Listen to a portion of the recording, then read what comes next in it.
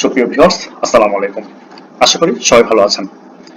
দেশ বিদেশ যে যেখান থেকে দেখছেন, সবাই আমার ভিডিওটা ভালো লাগলে শেয়ার করে অন্যদেরকে দেখার সুযোগ করে দেবেন। আজকে ভিডিও টপিক হলো আপনি কিভাবে ই রিটার্নে ই চালান ইনপুট দিবেন এবং ব্যাংকের ইন্টারেস্ট ইনপুট দিবেন, তাই দেখাবো এই ভিডিওতে।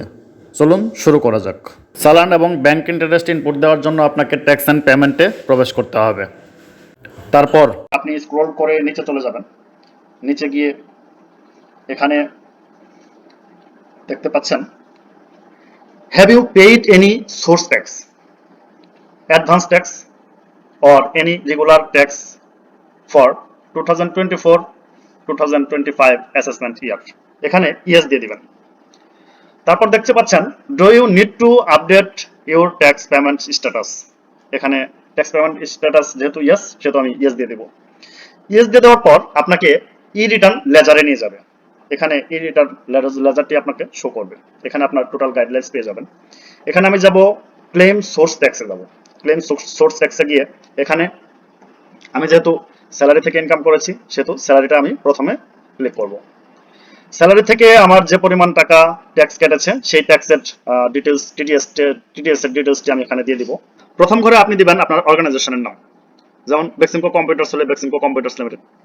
এরপরে আপনাকে যে স্যালারি সার্টিফিকেট দিয়েছে, সেই স্যালারি সার্টিফিকেটের একটা রেফারেন্স নাম্বার থাকবে। রেফারেন্স নাম্বার থাকলে সেই রেফারেন্স নাম্বারটি এখানে দিয়ে দিবেন। তারপর দ্বিতীয় ঘরে আপনি দিবেন এখানে যে রেফারেন্স ডেট, অর্থাৎ যে স্যালারি সার্টিফিকেটটি দিয়েছে সেই স্যালারি সার্টিফিকেটটা কত তারিখের, সেই তারিখটি এখানে দিয়ে দিবেন। তারপরে এখানে দেখতে পাচ্ছেন চালান নাম্বার, আপনার যে টিডিএস ব্যাংকে জমা হয়েছে সেই টিডিএস এর চালান নাম্বারটি এখানে দিয়ে দিবেন।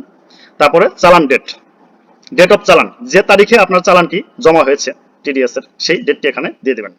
তারপরে এখানে দেখতে পাচ্ছেন চালান সার্টিফিকেট অ্যামাউন্ট, চালানের টোটাল অ্যামাউন্টটি এখানে আপনি দিয়ে দিবেন।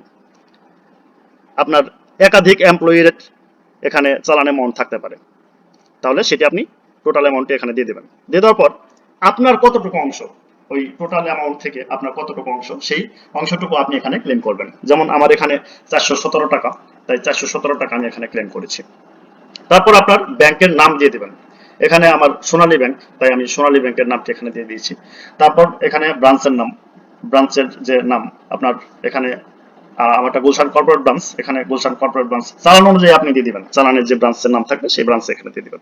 দিয়ে দেওয়ার পর সেভ দেওয়ার পর আপনার এখানে আপনার অটোমেটিক চলে আসবে। এইভাবে একে একে যতগুলো চালান থাকবে সবগুলো একে একে ইনফরমেশন দিয়ে সেভ করে এখানে আপনি সিরিয়ালি নিয়ে নেবেন।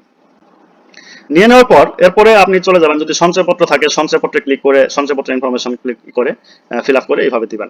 যেহেতু আমার সঞ্চয়পত্র নাই, সেহেতু আমার bank and financial investment profit এটার মধ্যে রয়েছে, এটাতে আমি ক্লিক করে দিচ্ছি। ক্লিক করে এখানে আমি ব্যাংকের ইনফরমেশন দিয়েছি, ব্যাংকের ব্রাঞ্চ নাম্বার দিয়েছি, অ্যাকাউন্ট নাম্বার দিয়েছি, টোটাল ইন্টারেস্ট অ্যামাউন্ট দিয়েছি এবং টিডিএস অ্যামাউন্ট দিয়েছি। দিয়ে দেওয়ার পর এখানে আমার ইনফরমেশনগুলো চলে এসেছে।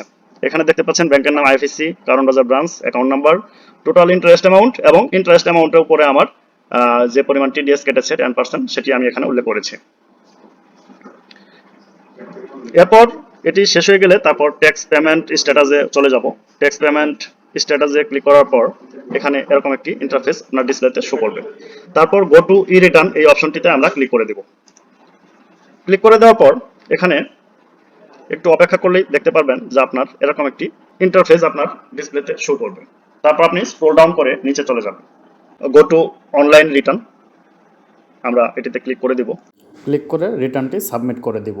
এই ছিল আজকের ভিডিও। ভিডিওটি ভালো লাগলে লাইক, কমেন্ট, শেয়ার করে অন্যদের দেখার সুযোগ করে দেবেন। থ্যাংক ইউ ভিউয়ার্স, আসসালামু আলাইকুম।